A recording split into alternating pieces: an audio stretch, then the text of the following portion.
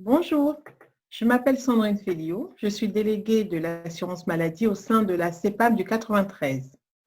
Durant le contexte épidémique actuel, la CEPAM du 93 vous accompagne désormais sous un format Vos questions, nos réponses, adressé ce jour aux médecins libéraux, généralistes et spécialistes du département. Pour vous permettre d'assurer la prise en charge des patients dans les meilleures conditions possibles, des mesures dérogatoires aux règles habituelles ont été mises en place. Vous avez été nombreux à nous envoyer vos questions d'ordre administratif auxquelles nous allons vous répondre de suite. Nous allons maintenant aborder en deuxième partie les questions sur les téléconsultations, largement encouragées en cette période de pandémie. Pour assurer la continuité des soins et limiter le risque de propagation du virus, des mesures dérogatoires à certaines conditions conventionnelles nécessaires à la facturation d'une consultation à distance ont été mises en place. Je laisse Muriel vous les exposer. Les conditions de recours à la téléconsultation et la téléexpertise ont été assouplies pendant cette période. La téléconsultation peut être effectuée soit via une plateforme nationale, exemple Optif, Doctolib ou d'autres, ou via WhatsApp, Skype ou FaceTime, mais aussi par téléphone dans certains cas. Pour le choix d'un outil numérique, le site du ministère des Solidarités et de la Santé met à votre disposition des solutions numériques disponibles en télésanté, mais aussi celles de vos éditeurs de logiciels. À la rubrique Covid-19, informations aux professionnels de santé. Vous retrouverez un lien en dessous de cette vidéo pour pouvoir retrouver toutes ces informations. Pour la facturation, il vous appartient de contacter votre éditeur de logiciel afin de vérifier que les actes de téléconsultation TCG ou TC soient bien présents dans la liste de vos actes. Si vous êtes informatisé, vous pouvez facturer en mode dégradé sans la carte vitale et finaliser votre facture et la fiabiliser à l'aide du service ADRI. Vous n'avez aucun justificatif à envoyer à la caisse. Les conseillers informatiques services peuvent vous accompagner à distance pour ce nouveau mode de facturation. D'accord. Première question. Toutes les téléconsultations sont-elles prises en charge à 100% et peut-on compter des majorations? À titre dérogatoire, toutes les téléconsultations sont remboursées à 100% sur la part obligatoire pendant cette période, et pour tout motif. Si votre patient ne fait pas partie de votre patientèle médecin traitant, vous devez indiquer le motif urgence pour le parcours de soins. Un exemple, pour un médecin généraliste, la cotation est TCG à 25 € et les médecins spécialistes, TC à 23 €. En ce qui concerne les majorations, elles sont les mêmes qu'en présentiel. Vous pouvez avoir celles de nuit, les majorations enfants ou fériés par exemple. Pour les téléconsultations complexes, c'est CCX directement. Les consultations complexes APC ou APY sont aussi prises en charge à 100%, mais il n'y a pas de consultation très complexe. Et dans quelle situation une téléconsultation peut être faite par téléphone? Alors, soit le patient réside dans une zone blanche.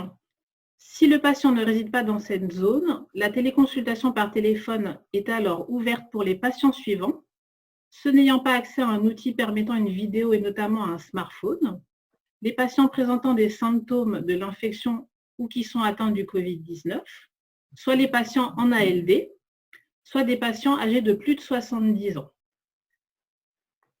Une question qui est souvent posée. Le médecin en arrêt de travail durant la période de crise actuelle due au Covid-19 peut-il maintenir une activité en téléconsultation depuis son domicile?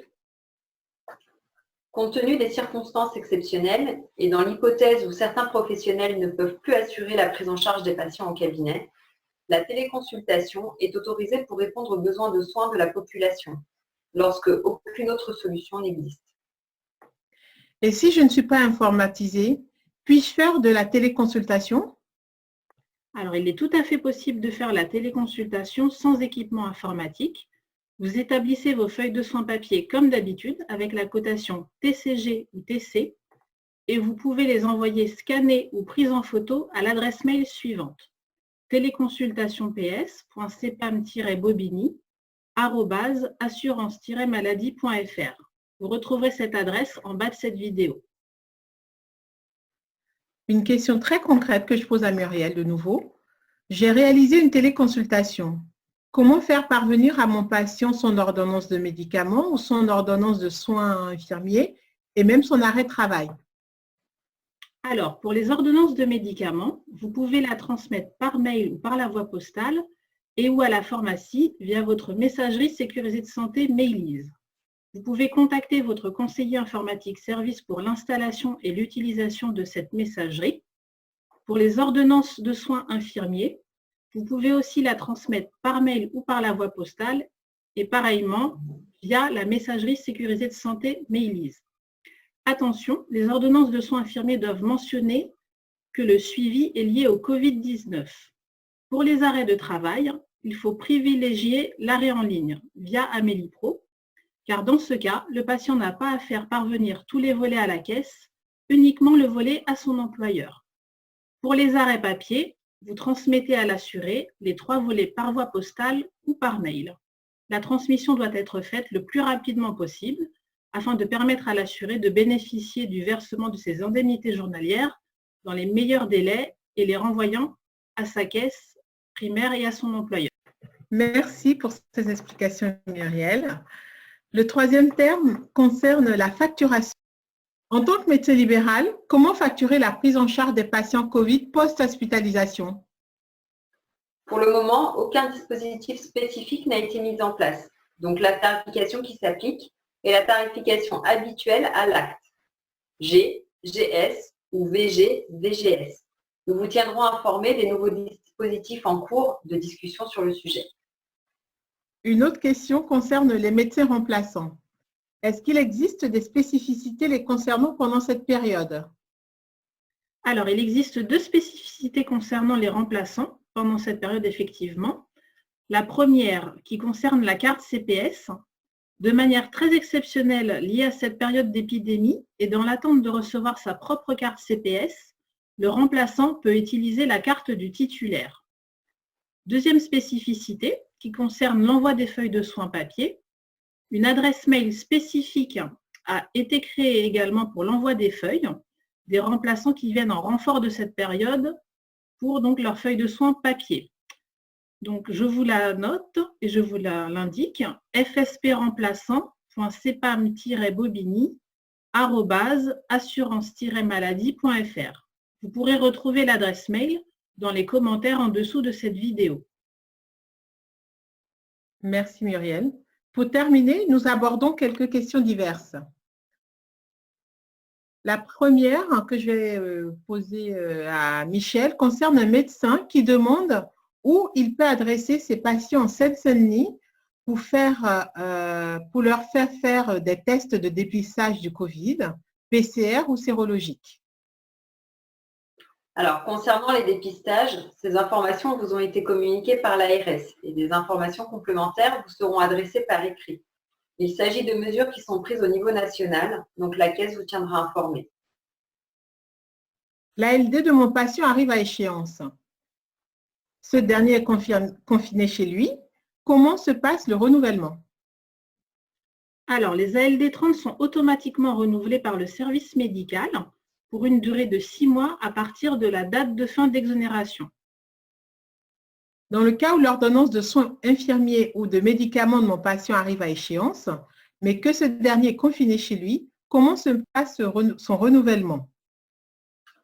Concernant les ordonnances pour les patients avec des maladies chroniques, celles-ci sont renouvelées jusqu'au 31 mai 2020. Pour les ordonnances de soins infirmiers, elles sont quant à elles renouvelées jusqu'au 15 avril 2020. Nous sommes aujourd'hui le 14. Donc, nous sommes dans l'attente d'un nouvel arrêté qui prolongera de nouveau ces ordonnances. Très bien. Qu'en est-il des AME, complémentaires santé solidaire, qui arrivent à échéance? Alors, les AME aide médicale d'État, arrivant à échéance entre le 12 mars et le 31 juillet 2020, sont prolongées de 3 mois à compter de leur date d'échéance. Vous devez vous assurer des droits par la présence soit d'un courrier de la Caisse, qui date d'avant le 16 mars, soit de la carte AME actuelle de l'assuré, soit l'attestation délivrée par la Caisse pour leur demande acceptée à compter du 16 mars 2020, ou l'attestation valant duplicata en cas de perte ou de vol d'une carte aide médicale d'État. Pour la complémentaire santé solidaire, anciennement CMU et aide complémentaire santé ACS. Elle est prolongée également de 3 mois. Nous arrivons au terme de vos questions et espérons y avoir répondu. Si des interrogations persistent, vous pouvez contacter votre délégué d'assurance maladie ou conseiller informatique service dont vous trouverez les coordonnées via le lien figurant en dessous de cette vidéo. Et si le format de cette vidéo vous a plu, pensez à liker la vidéo. Vous pouvez aussi vous abonner à notre chaîne YouTube. Vous y retrouverez toutes nos vidéos, vos questions, nos réponses. Merci à tous. Merci à tous.